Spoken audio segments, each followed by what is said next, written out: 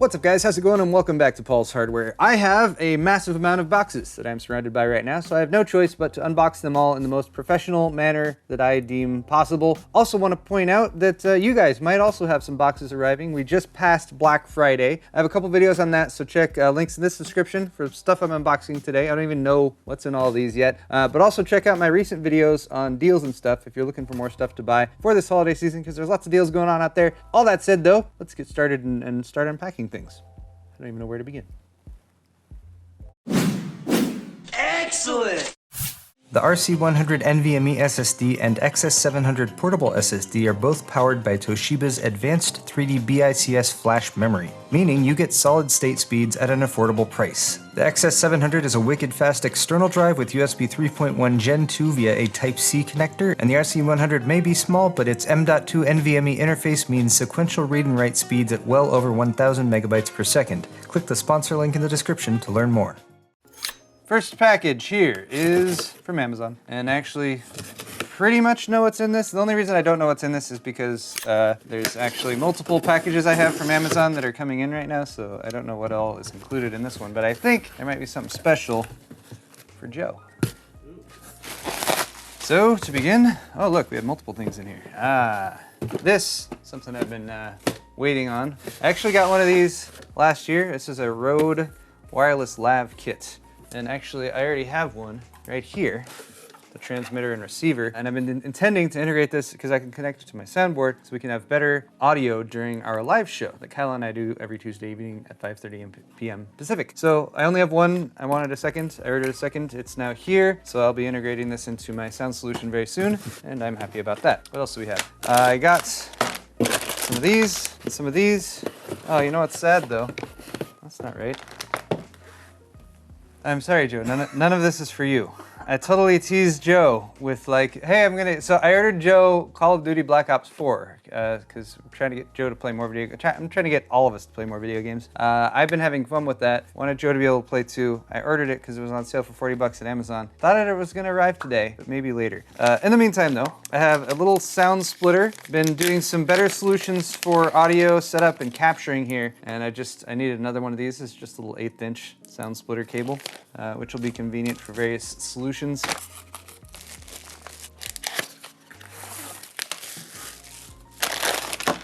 So these are just power extensions with USB included, and I've been working in the computer room trying to come up with a better solution there. And I think what I need are some remote modules where we can plug in like laptop or plug in stuff to charge without having wall warts plugged in various places or having cables strung everywhere. So for that purpose, I have a couple of these. These are intended to actually undermount on the bottom side of a desk. For that reason, I got these ones that have little flaps on the side so you can actually drill through to the desk. I don't like the ones that actually have to sit in the little groove there. So this is a longer one with 4 plugs and more USB chargers and an actual switch. Also has drill points on the end. I was kind of hoping these would be metal. They do appear to be plastic, but it does seem to be pretty sturdy plastic. So a couple different choices for those, and I'm gonna implement these in the computer room and maybe elsewhere to give myself more flexibility. Plugging stuff in, but also better cable management, because you know, you get the cable and manage it and wire it up all nicely so that you only have to worry about the plug end. Pretty sure I know what's in here. This is from Arctic, not Arctic Cooling, Arctic. Different companies. So Arctic, makers of MX4 thermal compound, which is a very good compound. I am perfectly happy to recommend it. I've been using it recently since they sent me a lot of it, and it's effective. I have another one there now. This appears to be a little bit less packaging on that, so I appreciate that. Also, they have some fans, which I am not testing or anything. I'm pretty much just telling you guys these are fans you can be aware of exist now. Bionix P120. There's 120 millimeter and 140 millimeter versions of these. P stands for pressure. These are all pressure optimized. So we have red accent, white accent. We got a couple more simple versions here in the middle. I was looking at the difference between these two. We have PWM or non-PWM, so options available there as well. And there's a quick look at the fans themselves. These slightly fancier versions here with the accents on them. I was hoping this was kind of rubberized. It's slightly rubberized there, but looks like kind of squishy around the edge. They have very large swept fan blades, and there's only 5 blades per fan. Look, they spin. That's what fans should do. Anyway, let's move on. let's see if we can make some amends for Joe by opening this package. And so I already know what's in this one, pretty sure. But if I'm correct, then maybe we have something that we can actually hand over to Joe and see if he can give it a shot. Not this.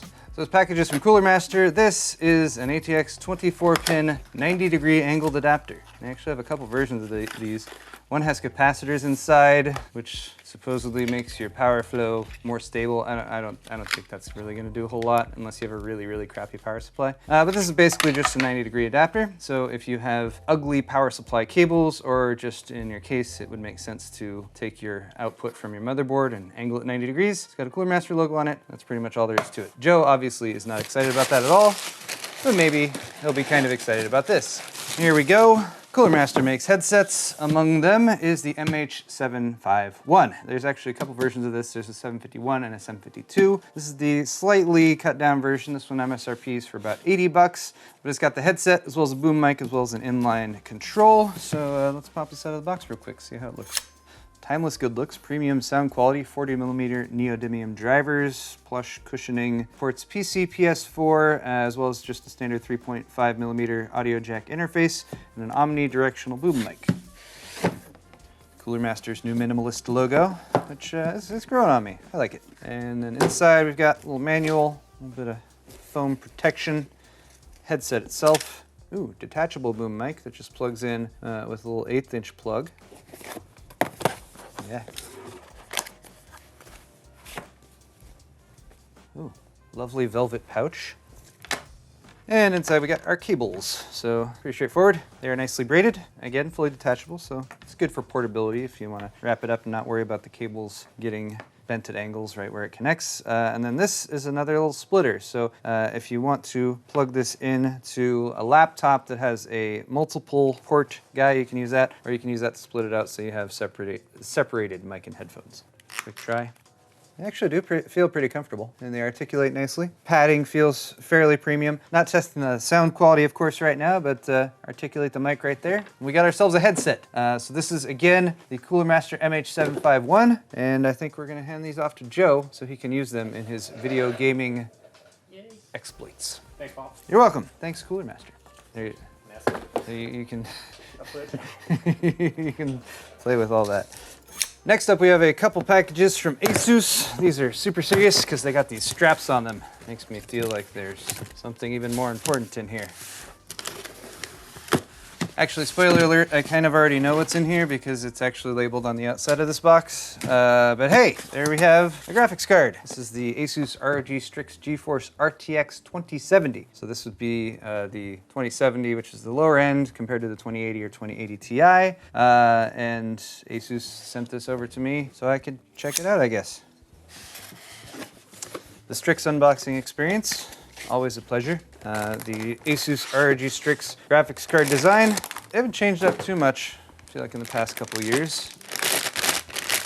This is a design that I like because it is fairly simple and straightforward. You know, it has the angled gamer aesthetic for the shroud and everything there. And the shroud is plastic, which is probably my main complaint about this. I do like the feel and look of a metal shroud, but plastic here doesn't look too bad. It's got some texture going on with it. Then they have a pretty good cooling solution they've designed here. Multiple heat pipes, large fin stacks. This is a fairly thick card. It's about 2.5 inches, or I think they say 2.7 slots as far as the amount of space that it takes up. But then they also have a very sturdy retaining bar that goes down the entire length of the card here and bolts into the end piece here where you will actually connect it to your case. And that actually does a pretty good job of reducing GPU sag as well. They also include a backplate. It's got an RGB logo that lights up with the Asus ROG Eye there too. It has a brushed metal finish on the back there too, which also looks pretty cool. I'm going to attempt to keep this protective cover on there so I don't get any bad fingerprints until we're actually ready to fire this up and maybe put it in a build or do some testing with it or something like that in the future. For now though, what else did Asus send over?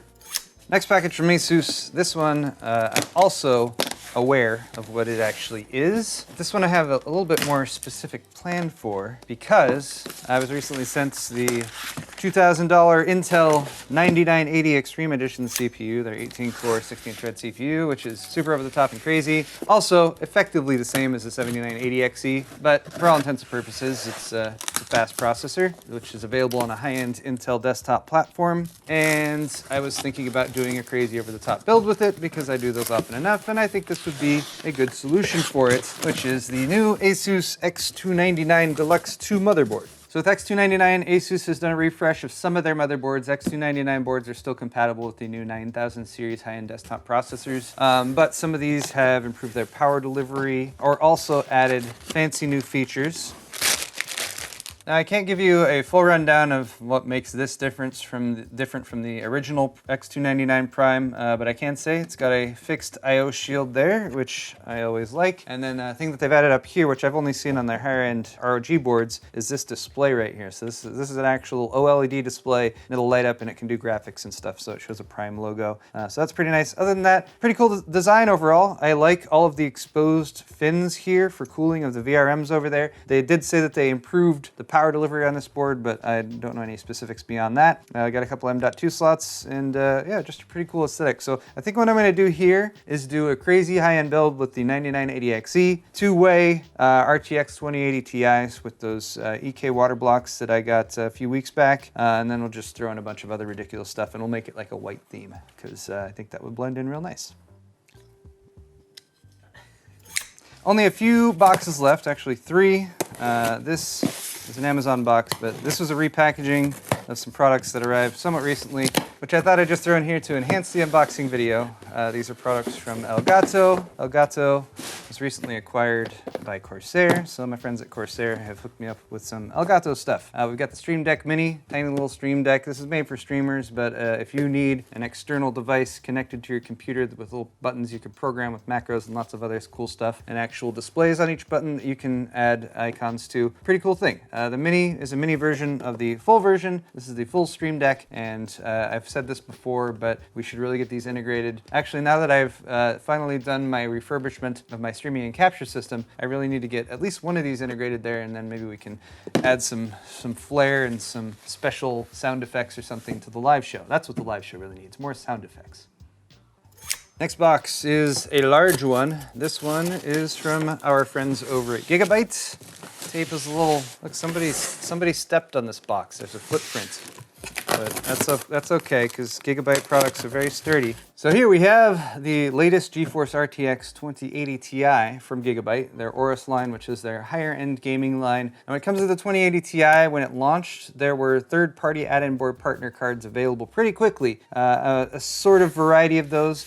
This is representative of like the higher tier of cards, but still I don't think the highest of the high end. I'm imagining we're still going to be seeing like the MSI Lightning equivalent or the Asus highest end ROG card. They usually do some special variant or maybe a hybrid water-cooled one. But this is Gigabyte's new design for the Aorus Extreme, and I think this deserves its own video because it's a crazy high-end graphics card, 2080 Ti of course. So I'm going to do a separate video where I unbox this and actually do some game testing on it. But just to give you guys a quick look, they've got a new cooler design here. I actually think it looks pretty cool. It's got some RGB lighting on it.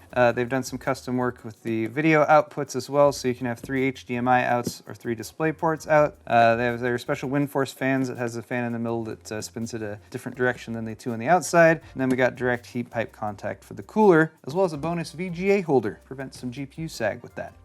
Finally, the last package here gets the award for the most tape used in any package that was delivered. And this package, I know where it came from, and I have a vague idea of what's in here. It came from G.Skill, so I know there's some memory in here. I think it's some fancy high-end memory. But this is also a pretty large box, so what else did they include? I don't know. All right, I got whatever this is, whatever that is. Let's go for this one first. Oh, well, this would appear to be the G.Skill Trident Z Royal, which we were first introduced to at Computex back in June of this year. The memory for the 1%, I believe, was what I called it, because this is very blingy and fancy looking. Oh, so there we go. That appears to be a silver finish. Even comes with a little wipey cloth, so you can protect that gleaming coat. And then we've also got the Trident Z Royal Gold, which is gold. I mean, it's gold. Now, the first thing that comes to mind for me getting these out is how fast are they? These are 3200 speed, cast latency 14. The actual timings are 14, 14, 14, 34 at 1.5 volts. And this is a 4x8 gig kit for 32 gigs total. Now, I feel like I'd be remiss to show you guys this memory and its blingy fanciness without also showing you this G.Skill Flare X stick, or for that matter, their standard RGB memory, which is the exact same speed and timings. There is effectively zero performance difference between this stick, which just has a black heat spreader and no other lighting or shiny gold or silver finish, and this stick, which I'm imagining is going to cost a little bit more, although I don't know immediately the MSRP of these. I'm told by G.Skill that we're actually not expecting these to go up for sale until next year, so Q1 or Q2 of 2019. But for now, we're at least able to give you a quick look at them, and I believe giving you a better look at them will be helped out by this little package. Little box. Here's a USB plug on the back of this box. There is a little drawer at the bottom of this box with a USB cable. It's convenient. And then the top of this box is DIMM slots. So this is a display case. So I'm pretty sure G.Skill has sent these out in order to help us reviewers out, because whenever you get a new memory kit like this, you gotta plug it in and give it a look, especially if it's something where aesthetics is the focus like this one. But sometimes it can be challenging to get a test bed out here and swap the memory in and everything. So once I get these protective pieces off, and these are metal heat spreaders, by the way. I'm sure this is just a paint finish on it, but that's metal, so that's nice. The top plastic here is plastic, but it's sort of got a bunch of facets to it to kind of refract the light. But let's just pop these into our memory testing test bed.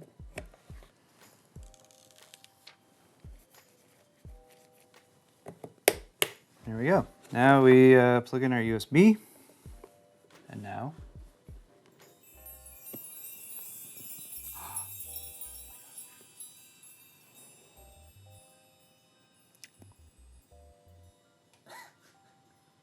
sorry, I was distracted by the immense beauty, the color, refraction of light.